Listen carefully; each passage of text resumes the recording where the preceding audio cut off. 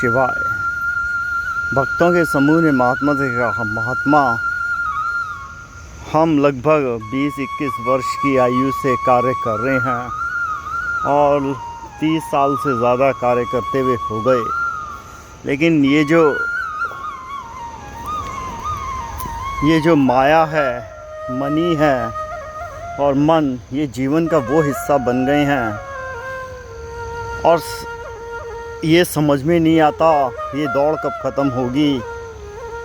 और हमारे पास जो कुछ भी है हमें लगता है कि हमें अभी और चाहिए। ये हमारे, जब हम रिटायर हो जाएंगे, अगर हम सोचें तो शायद ज़्यादा ना होगा। महात्मा ने कहा, चलो आज दोनों तरीके से अध्ययन करते हैं, क्या तो फिलॉसफिकल या स्पिरिचुअल अध्यात्म तरीके से, जो किशन ने कहा कि माया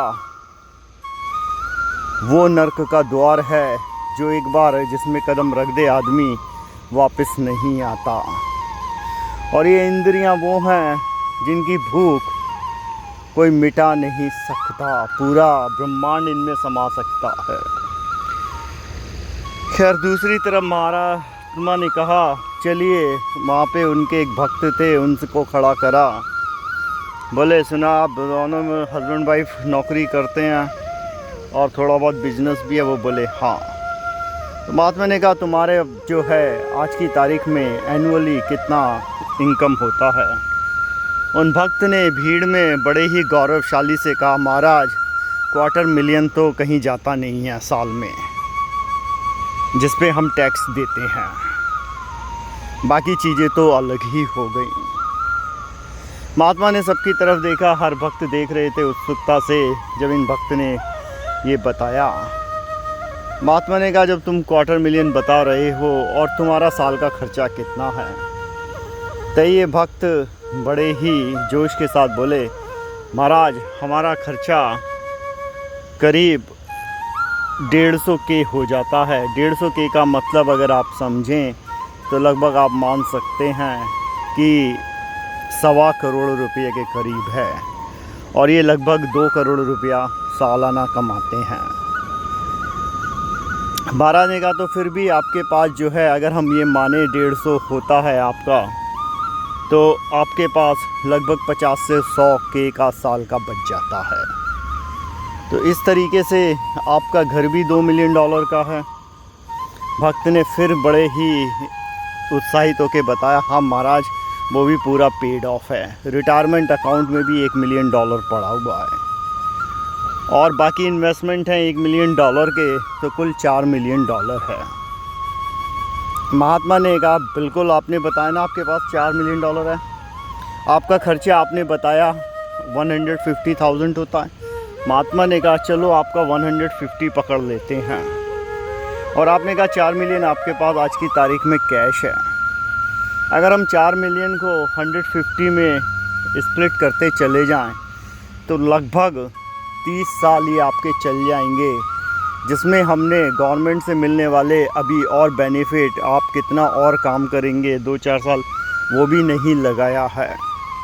अगर हम इस नंबर को देखें, आपकी आयु आज है 55 वर्ष की, और माफ़ करिएगा, बहुत ही अगर अच्छी किस्मत रही तो आप 30 साल और आगे जीवित रहेंगे। जिस तरीके की आजकल महामारी है और आपकी पूरी जो एग्जिस्टिंग कंडीशन है, तेल, चीनी और नमक आपके कम हैं, तो ये कहना आशा ऐसा आपके साथ ना हो। वो भक्त बोले, नहीं महाराज, ऐसी कोई बात नहीं है, वो ज़माने गए जब हम 90 वर्ष की आयु की कामना करते थे। आज तो 80 प्लस का स्वस्थ शरीर रहे, इससे ज़्यादा क्या चाहिए। तो महात्मा ने जब बाकी उनके साथ बताया, उसके बाद भी तुम्हारा पैसा बच जाएगा।